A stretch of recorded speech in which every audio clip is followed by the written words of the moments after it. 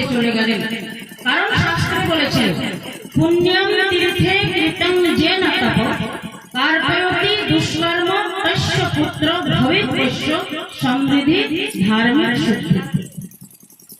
দেখুন, যে ব্যক্তি কঠোর তপস্যা করেছে তারই সন্তান সৌভাগ্যবান হয়, যশস্বী হয়, শিক্ষিত হয়, জ্ঞানী হয় এবং মাতা পিতা বশীভূত থাকে, যেটাকে সহজ কথায় বলে পিতার পুণ্যে পুত্রের জয়, এক কথায়।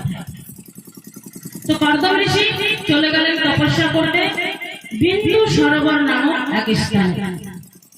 সেখানে তিনি কঠোর তপস্যা করলেন, এমন তপস্যা করলেন যে তপস্যায় ভগবান নারায়ণ প্রসন্ন হলেন। আর প্রসন্ন হয়ে বর দিলেন, বরং গৃহী বলো